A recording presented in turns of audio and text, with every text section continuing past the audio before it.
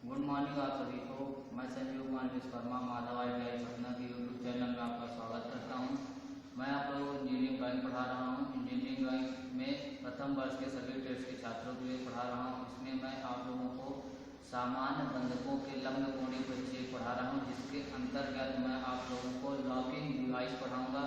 चलिए आइए देखते हैं लॉकिंग डिवाइस। चलिए स्टार्ट करते हैं लॉकिंग डिवाइसेस। Locking devices. तो लॉकिंग डिवाइस में से सबसे पहले हम पढ़ेंगे types of keys. Types of keys, कौन कौन सी कीज हैं। तो सबसे पहले हम पढ़ेंगे जिब हेड की। जिब हेड की। चलिए जिब हेड की बना लेते हैं। कैसे बनती है चलिए देखते हैं। जैसे कि ये आइसोमेट्रिक आपने पढ़ा, तो उसी तरीके से इसका भी एंगल में बनाते हैं। जैसे आइसोमेट्रिक हमने पढ़ा तो उसको एंगल में लेके उसी तरह इसको भी हम बनाते हैं। ये इस तरीके से बनती है जिब हेड की, आप देख सकेंगे। इस तरीके से बायां भाग रहता है। इसके बाद जो ये दायां भाग होता है थोड़ा सा लंबा होता है, इस तरीके से।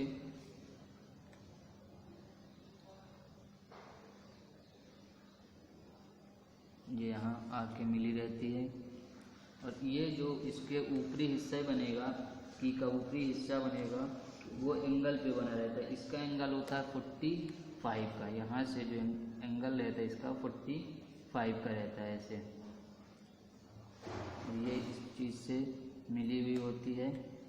और इसके बाद इसको हम यहाँ से मिला देते हैं इस तरीके से। ये मिला देते हैं।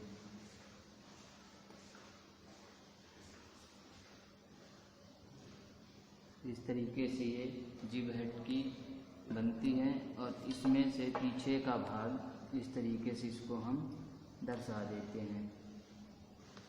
ये हो जाता है पीछे का भाग। और ये एंगल जो होता है इसका, ये 45 का होता है। ये एंगल 45 का होता है। इस तरीके से जिब हेड की बनती है। यहाँ इसकी हाइट दी रहती है कि कितनी इसकी ऊंचाई है। यहाँ ऊंचाई दी रहती है। तो इस प्रकार से आप जिब हेड की बना लेंगे। चलिए जिब हेड की के बाद अब दूसरी की बात करते हैं। दूसरी है वुड रफ की। वुड रफ की। तो वुड रफ की बनाने के लिए उसमें हम देखते हैं वुड रफ की में रेडियस दिया रहता है। जितने रेडियस की हमको की बनानी होती है वो रेडियस दिया रहता है। तो मैं यहाँ बना रहा हूँ, आप देखिए। ऊपरी हिस्सा जो उसका रहता है एक चौकोर तरीके का होता है, इस तरीके से चौकोर आकृति का होता है। ये सबसे पहले हम इस तरीके से इसको बना लेते हैं, एक चौकोर आकृति का।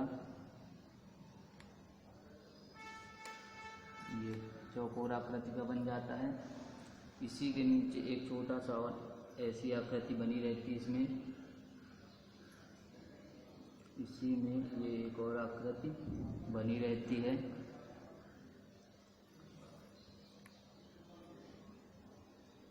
इस तरीके से हम इसको बनाएंगे।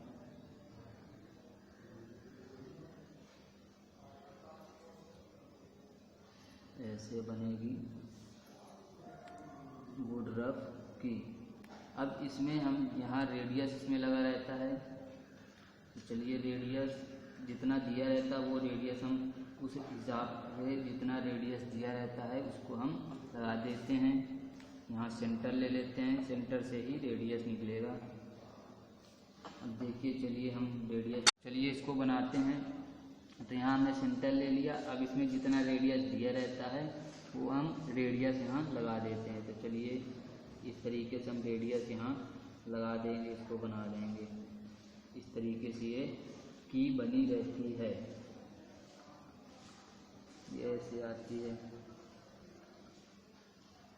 वुड रफ की, इस तरीके से बनी रहती है। जिस पार्ट से हमको लगाना होता है आधे की, उस पार्ट में लगती है, आधे निकली रहती है तो उसके ऊपरी पार्ट में भी लग जाती है, तो दोनों ही को ये आपस में फिट कर देती है। यहाँ इसको हम लिख देते हैं, यहाँ रेडियस दिया रहता है। तो इस तरीके से आप वुडरफ की बना लेंगे। अब हम बात करते हैं अगले की। तो अगली की है डवटेल की। डवटेल की ये एक नीचे का भाग इसका इस तरीके से स्क्वायर तरीके से होता है, और ऊपर का जो होता है वो त्रिकोण तरीके का होता है। इस तरीके से ये बनाई जाती है, ये ऐसे बनती है, देख सकते हैं आप। और बीच में यहाँ हैचिंग कर देते हैं, इसको यहाँ हैचिंग कर देते हैं, ये दोनों पार्ट्स में लग जाती है। तो इस तरीके से आप डवटेल की बना लेंगे। चलिए इसके बाद अब देखते हैं सिंगल हेड की। अगली की है सिंगल हेड की। सिंगल हेड की बात करते हैं। तो चलिए सिंगल हेड की बनाते हैं, तो इसको हम उसी तरीके से आइसोमेट्रिक जैसे एंगल में बनाते हैं, उसी तरीके का एंगल लेके हम बना रहे हैं। यहाँ अब इस तरीके से यहाँ एक हेड हो जाएगा, सिंगल हेड। इसमें एक हेड बनाना हमको, क्योंकि हमको सिंगल हेड की बना रहे हैं, एक ही हेड बनाएंगे इसमें। इस तरीके से ये एक हेड बन जाएगा। ये इसके ऊपरी हिस्से में भी इस तरीके से ये भाग बनेगा, और यहाँ से आता हुआ ये भाग आ गया। तो ये आप इस तरीके से सिंगल हेड की बना लेंगे। सिंगल हेड की के बाद अब हम बात कर रहे हैं डबल हेड की। डबल हेड की। डबल हेड की, तो जैसे हमने अभी सिंगल हेड की बनाई थी, उसी तरीके से डबल हेड की भी बनती है। इस तरीके से ये हम यहाँ बना रहे हैं, देखिए यहाँ दोनों ही तरफ इसमें हेड बने रहता है, इसमें दोनों ही तरफ हेड बना रहता है। इस तरीके से ये आप हेड बना देंगे, यहाँ ऐसे यहाँ बनी रहेगी हेड। ये एक हेड बन गया, इसके बाद दूसरा हेड बनाते हैं। चलिए दूसरा हेड यहाँ से इस तरीके से बनेगा, दूसरा हेड ये ऐसे आ जाएगा। ये हो जाएगा डबल हेड की। इसके बाद है लास्ट पेग की। पेग की ये एक पट्टी की तरीके की होती है, इस तरीके से एक पट्टी होती है इसमें, और इसी के ऊपर यहाँ एक गोल आकृति का थोड़ा सा उभरा हुआ भाग ये बना रहता है। इस तरीके से यहाँ एक आकृति बनी रहती है, ये ऐसी।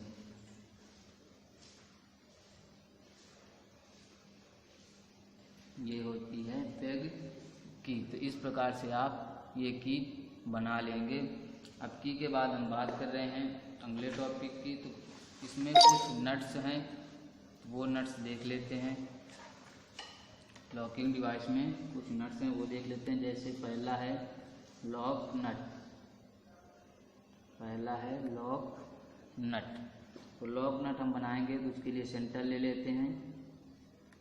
ये सेंटर हो गया। इसके बाद इसको जितना व्यास दिया रहता है वो व्यास हम ले लेते हैं, और व्यास के अंदर हमको इसमें थ्रेड्स दर्शानी है। इस व्यास को हम ले लेते हैं, इसमें चैम्फर्ड कर देते हैं दोनों ही तरफ, ऊपर भी और नीचे के भाग में भी चैम्फर्ड रहता है। इस तरीके से चैम्फर आप कर देंगे। इसके बाद व्यास के अंदर आप थ्रेड्स जो कटी रहती हैं उसको अदृश्य रेखा के रूप में यहाँ दर्शा देंगे। और ऊपर से ये भाग ऐसे बना रहता है नट्स में, ऊपर भी और यहाँ नीचे के हिस्से में भी इस तरीके से भाग बना रहता है। तो ये लॉक नट बना देंगे। इसके बाद दूसरा है स्लॉटेड नट। स्लॉटेड नट, इस नट में ऊपरी हिस्से पर स्लॉट कटे होते हैं। जैसे कि हम अगर स्पैनर लगाएं, स्पैनर स्लिप कर जाता है तो उसको खोलने के लिए ऊपरी हिस्से पर इसके स्लॉट कटे होते हैं। तो चलिए उसको बनाते हैं। तो सबसे पहले हम सेंटर लाइन ले लेंगे। बनाने के लिए सेंटर लाइन ले लेंगे और पहले जैसे कि सिंपल से एक नट बना लेंगे। ये एक नट बना लेंगे पहले हम, और इसमें चैम्फर कर दीजिए आप। यहाँ चैम्फर रहता है ऊपरी हिस्से पर भी और निचले हिस्से पर भी यहाँ चैम्फर रहता है नटों में। ये इस तरीके से चैम्फर हो जाएगा। इसके ऊपरी हिस्से पर यहाँ ये इस तरीके से आप कट कर लेते। इसके बाद यहाँ इसमें स्लॉट कटे होते हैं, इस भाग में भी और इस भाग में भी यहाँ ऐसे स्लॉट कटे होते हैं। इस तरीके से यहाँ इनमें स्लॉट कटे होते हैं और इस वाले भाग में भी यहाँ स्लॉट कटा रहता है। और इसके अंदर ये थ्रेड्स बनी रहती हैं जिनको हम अदृश्य रेखा के रूप में दर्शाते हैं। इस तरीके से इसमें स्लॉट आप बना देंगे। इसके बाद अगले नट की बात करते हैं। स्लॉटेड नट के बाद है कैस्टल नट। थर्ड है कैस्टल नट। कैस्टल नट भी एक स्लॉटेड नट की तरह ही होता है। तो चलिए इसको देखते हैं। तो इसमें भी सेंटर लाइन ले लेंगे और यहाँ हम सबसे पहले सेंटर लाइन लेने के बाद जितना व्यास दिया है उतने का नट बना देंगे। पहले जितना व्यास दिया है उतने का नट बना देंगे।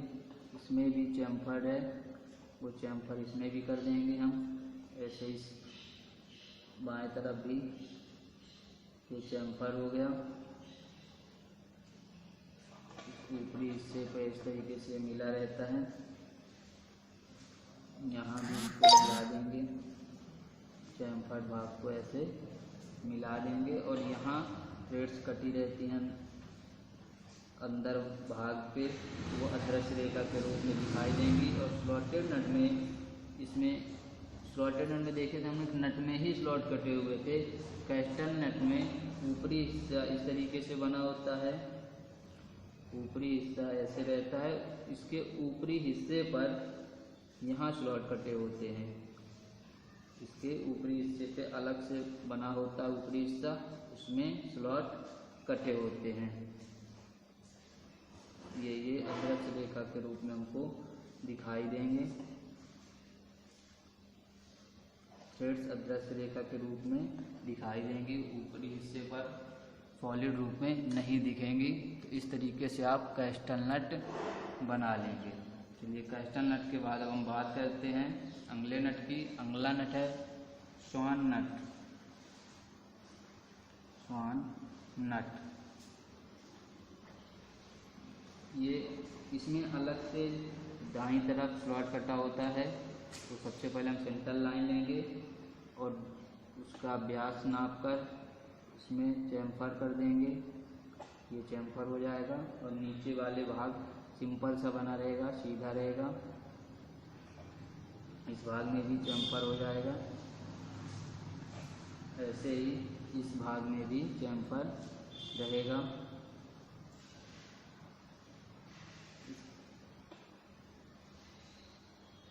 ये ऊपरी हिस्से में इस तरीके से मिलाने के बाद यहाँ हम थ्रेड बना देंगे।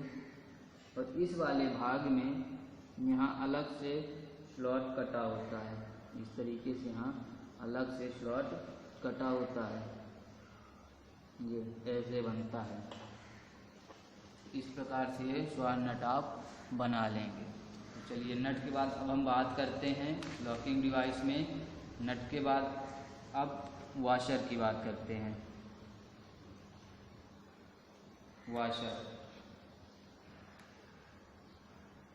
हमने लॉकिंग डिवाइस में की देखी, नट देख, अब बात कर रहे हैं वॉशर की। तो वॉशर में पहला वॉशर है प्लेन वॉशर।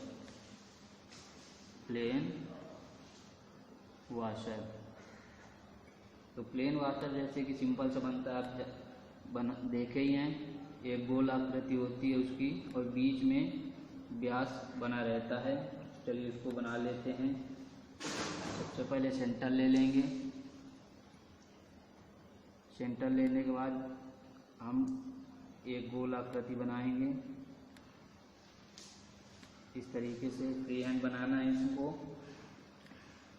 इसलिए इसमें हम डिवाइडर का यूज नहीं करेंगे। ये और बीच में इसका व्यास दिया रहता है। वॉशर में यहाँ व्यास दिया रहता है, ये आप बता देंगे D। इस तरीके से आप इसको बना लेंगे। और अगर इसी को हम साइड से देखेंगे वॉशर को तो किस आकृति में दिखेगा ये देख लेते हैं। तो साइड से देखने पर जितनी उसकी लंबाई है वो लंबाई हमको दिखेगी और उसकी मोटाई दिखेगी। बीच में ये जो व्यास कटा हुआ है ये होल दिखेगा। जितना उसका व्यास है वो व्यास का हम यहाँ अदरस बना देंगे, क्योंकि सीधे सीधे हमको नहीं दिखेगा। इस प्रकार से आप इसको बना देंगे। और यहाँ चैम्फर किया रहता है इसके कोने पर, यहाँ कोने पर चैम्फर रहता है 45 का। इस तरीके से आप प्लेन वॉशर बना लेंगे। प्लेन वॉशर के बाद अब दूसरा है स्प्रिंग वॉशर। स्प्रिंग वॉशर, चलिए स्प्रिंग वॉशर देखते हैं कैसा होता है। तो स्प्रिंग वॉशर जैसे देखते हैं वो राउंड करके आता है, उसको बीच में दबाने पर वो प्रेस भी हो जाता है, उसी तरीके का होता है स्प्रिंग वॉशर। तो इसको हम बनाते हैं। तो देखिए स्प्रिंग वॉशर ऐसे बनेगा। ये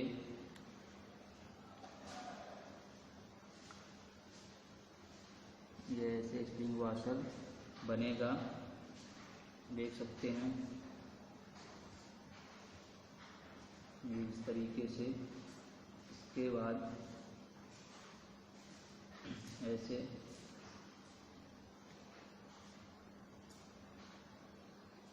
इस तरीके से आप इसको बना लेंगे। ये है स्प्रिंग वॉशर। तो आज मैंने आपको कीज बता दी, लॉकिंग डिवाइस बता दी। लॉकिंग डिवाइस में की, नट और वॉशर मैंने आपको बता दिया है। तो यहाँ से ये सामान्य बंधकों के लंब कोणीय प्रक्षेप समाप्त होता है। इसके बाद आपका एक चैप्टर बचता है, वो है free hand sketch. Free hand sketch में आप लोगों को मार्किंग टूल्स, मेजरिंग टूल्स और कटिंग टूल्स पढ़ने हैं। वो आप लोगों को अपने आप पढ़ने हैं और घरों में प्रैक्टिस करना है उसको जितनी ज़्यादा हो सके बनाने की। आज के लिए धन्यवाद।